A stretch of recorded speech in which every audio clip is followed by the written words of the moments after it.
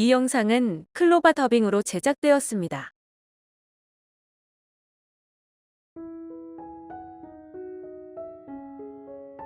53. 왜 너는 훈장 노릇만 하느냐? 지금으로부터 10여 년 전에 있었던 이야기를 제가 마음에 느낀 바가 있어서 자세하게 적어두었던 상담 사례입니다. 그 당시 50대 중반쯤 되어 보이는 목사님이 아내인 사모님과 함께 도우리 교회에 예언 상담 받으러 찾아오셨습니다.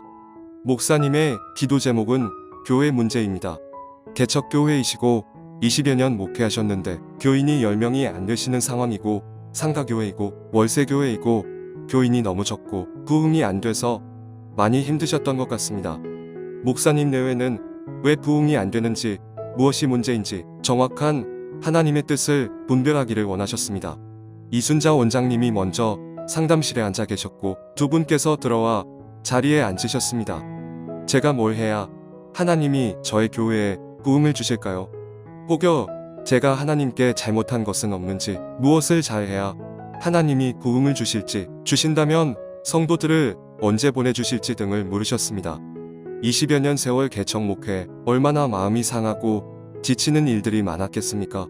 자녀들은 장성하고 대학 나오고 장가, 시집간 나이가 되어가는데 재정적으로 열악한 목회자의 삶이 얼마나 고단한 삶인지는 물어보지 않아도 미루어 짐작할 수 있는 일입니다. 성령께서 이순자 원장님을 통하여 두 분에게 하나님의 뜻을 한마디로 표현해서 전해주셨습니다.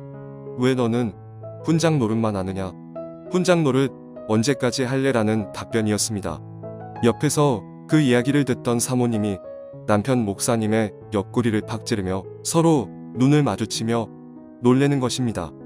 왜냐하면 교회에서 목사님이 훈장 노릇을 할 때마다 목사님이 교인들을 하인처럼 하대하며 막대하는 태도에 사모님이 마음이 답답하여 잔소리처럼 여보 훈장 노릇 그만 좀 하세요라고 귀가 따갑게 이야기했지만 목사님은 사모님의 이야기를 잔소리로 여기고 묵살할 때가 한두 번이 아니었던 것입니다. 목사님의 목회 스타일은 전형적인 가부장적 목회, 권위주의에 사로잡힌 모습이고 꼬마 어린아이들 앉혀놓고 듣든지 말든지 가르치고 못 알아들으면 회초리 들고 혼내고 무섭게 훈계하는 전형적인 무서운 호랑이 훈장님의 모습이라고 생각하시면 딱입니다.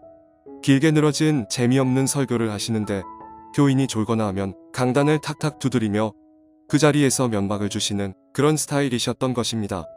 본인은 목사님이니 어른 중에 상어른인 것처럼 교회에서 아무 굳은 일은 절대로 안 하시고 사모님이나 교인들에게 이것 해라 저것 해라 명령조로 시키시는 스타일로 11조나 교인의 의무에 대해서 엄하게 가르치고 지키지 않으면 믿음 없는 것이라며 옆에 누가 있어도 아랑곳하지 않고 앞에 있는 사람을 죄인처럼 꾸짖고 눈물 쏙 빼도록 혼을 내시는 것이었던 것입니다.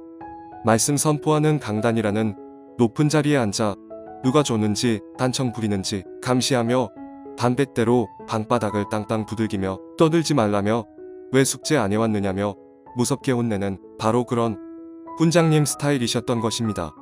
사모님이 그렇게 훈장 노릇하지 말라고 교인들이 상처받는다고 살살 어르고 달래야지. 지금 시대가 어떤 시대인데 그렇게 나이 있는 교인들 무안 주고 창피 주고 그렇게 하시면 안 된다고 해도 여자는 빠지라고 목사가 말을 하면 성도는 죽는 신용이라도 하며 엎드려 충성해야지. 뭔 말이 그렇게 많으냐는 식으로 교인들을 대하셨던 것입니다. 그래서 교인들이 처음에 등록하고 신앙생활 잘하려고 해보다가도 목사님의 강압적 태도에 눌려 눈치만 보다가 뿌리 내리지 못하고 결국은 교회를 떠나가고 했던 것입니다. 왜 부흥을 안 합니까? 교인들은 언제 보내주시는 것입니까? 묻는 그분에게 다시 원장님을 통하여 성령님의 메시지가 선포되었습니다. 내가 20년 동안 얼마나 많은 교인들을 너에게 보내주었는지 아느냐? 그런데 내가 훈장 노릇하느라고 다 쫓아내지 않았느냐 하시는 것입니다. 두 분께서 이 이야기를 들으시면서 말없이 우시기 시작했습니다. 고개를 끄덕이며 제가 정말 그렇게 했다고 성령님께서 주신 음성에 많은 것을 깨닫기 시작하신 것 같았습니다. 성령님께서 말없이 우시는 두 분에게 위로하시면서 재차 당부하셨습니다. 내가 또 많은 일꾼들을 양떼들을 보내줄 테니 이제는 훈장 노릇하지 말고 잘 보듬어주고 살펴주고 어머니 사랑처럼 많이 사랑해주고 다독여주고 품어주거라. 그러면 다 뿌리 내리는 너의 양떼들이 될 것이다 하시며 위로해 주셨습니다. 10년이 지난 이야기지만 그 목사님께서는 이제 어머니 품처럼 품어 안아주는 목회 잘하시고 섬기는 교회는 놀랍도록 부흥했으리라 믿습니다. 저는 이 이야기를 떠올릴 때마다 내 자신에게 물어봅니다. 나는 훈장 노릇하는 목회자인가? 어머니 품처럼 품어주는 가슴이 따뜻한 목회자인가 하고 말이지요. 어쩌면 교회 부흥의 답은 멀리에 있는 것이 아닌 듯합니다. 사실 내 안에 있는 것이고 그것을 해결할 방법도 이미 하나님이 모든 분들에게 알려주셨다고 생각이 듭니다. 오늘도 보내주신 양떼들을 따뜻이 품어주는 지치고 상한 그들의 어깨를 도닥여주고 위로하는 그런 목회자가 되어야겠다고 다짐해봅니다.